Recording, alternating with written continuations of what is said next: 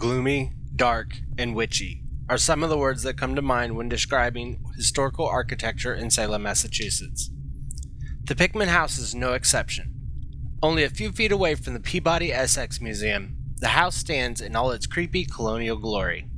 Its gray wooden exterior, combined with opaque diamond-paned windows, emit an eerie, spine-chilling feel. The 5 window casements surround a large faded scarlet door with a handle so antiqued one would imagine it had been installed during the home's inception. The steep, slightly moldy roof and central brick chimney preserve the distinctive charm of the past within modern-day Salem. The house, located on 43 Charter Street, was built by Samuel Pickman in 1665. Pickman was a sailor, much like the majority of Salem town's population at the time. Once the colony had been established, the town's thriving port attracted wealthy merchants and mariners to its shores. It is no surprise that many of the early constructions in the area belonged to people in this line of work. The land in which the dwelling stands was bought by Pickman in 1657. He is thought to be the original owner of the home since his estate inventory mentions a house in this spot. In 1964, the house was purchased by Historic Salem Inc., with the intent to preserve its history and unique architectural style. The company began the restoration but was unable to finish it. A few years later, in 1969, the property was sold to Philip A. Budrose, who completed the full restoration. In the late 1970s, tours were conducted showcasing the inside of the property. According to Debbie Murray, a former Pickman House tour guide, each one of the rooms had a button-activated mannequin, along with 17th century paraphernalia. Each mannequin represented a historical figure, depicting scenes and narrating stories that pertain to the house. During this time, the Red Barn beside the house operated as a gift shop. While tours were being conducted in the home, the layout consisted of 3 bedrooms, 1 on the first floor and 2 on the second floor, a kitchen, and an attic that had been converted into the curator's quarters. There was no mention of a bathroom or living room area. In 1983, the house was purchased by the Peabody Essex Museum to conserve the historic significance of the site and has since remained under the same ownership. The Salem Witch Trial Memorial was built behind the Pickman House in 1992, where markers were placed to commemorate the many executed during the witch craze. Next to the home is the Old Berrien Point Cemetery, the oldest cemetery in Salem. All 3 constitute part of what is known as the Charter Street Historic District. Among the many people that once called the Pickman House home was French painter Michel Félix Cornet. The artist was famous for his beautiful marine paintings, murals, and portraits. However, his most important accomplishment was introducing the tomato to the New World. In the early 1800s, when Cornet arrived in Salem, he quickly noticed that no one consumed the juicy red fruit. At the time, New Englanders thought the fruit was poisonous. Cornet, who grew up in Italy, was accustomed to eating tomatoes of different varieties. He decided he would prove they were safe to consume by sitting on his stoop and devouring them.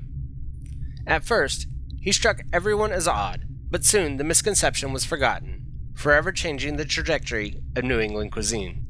Another significant resident was Salem-born Judge and Chief of Justice Benjamin Lind Jr. Although it has been confirmed that Lind lived in the house, the exact time frame is unknown. Lind is famous for his involvement in the 1770 Boston Massacre trial, after an argument between a British soldier and a wigmaker turned into a disarrayed bloodbath. With a reputation for being one of the oldest buildings in Salem, it's no wonder the Pickman House is thought to be incredibly haunted. For centuries, people have entered and lived in this home, bringing with them powerful energies that linger within its walls. As with many ghost stories, the origins of the Pickman House hauntings have been attributed to gruesome deaths that occurred there. These legends have been passed down orally from generation to generation as part of local folklore. Among these hair-raising tales is the story of a sinister murder-suicide said to have taken place in the 18th century. According to local legend, a family of 3 had moved into the home: a man, his wife, and his 7-year-old daughter. Shortly after settling in, the man's mental health began to deteriorate, declining every day until he reached the point of insanity. He claimed he could see and hear demons in the home. In his struggle to fight the evil entities that plagued his existence, he became increasingly irritable. His violent outbursts would horrify his family, each one more jarring than the one before. One day, amid one of his maniacal episodes, he changed his daughter in the attic, deprived of all the comforts she once enjoyed. She defecated and urinated in place, starving, alone, and frightened. With each passing day, she waited for death to release her from the pestilent confinement. His wife was petrified, torn between wanting to protect her daughter and being too scared to face her husband, knowing what he was capable of. Putting her fears aside, she begged her husband to release their child, but her pleas did not affect the already shattered man. Eventually, the man got tired of his wife. Irritated by her presence, he gathered rope and tied her to a tree in his yard. He made his way to the kitchen, where he began to heat a large block of wax. After the wax had become to a rolling boil, he grabbed his rusty cast iron pot and poured it over his restrained wife's head. Her end did not come quickly. She screamed and howled in pain for what would seem like an eternity, dying a slow, agonizing death.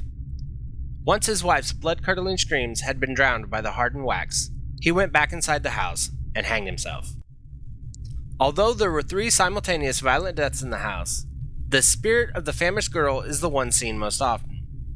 While snapping photos of the building, visitors have captured what looks to be a young girl staring at the second-floor window. Employees of the museum across the street claim to have heard disembodied voices at night, particularly voices that sound like children. Aside from the strange sightings of the girl, pictures have captured bright orbs and human faces floating inside the house. With humanity's incessant need to optimize its surroundings, many historic buildings have been renovated to accommodate modern needs and tastes. This is why Pickman House is so special. Restored to its original style, the building is a time capsule, a still image from the past. Although the home is currently closed to the public, it is still visited by locals and tourists that enjoy strolling along its sidewalks and peeking through its windows. Visit Pickman House to indulge in a first-period colonial experience with a spooky atmosphere. Thank you for making your way through the video. If you like this video, hit that like and subscribe button. Give me your thoughts down in the comments below. And as always, until next time.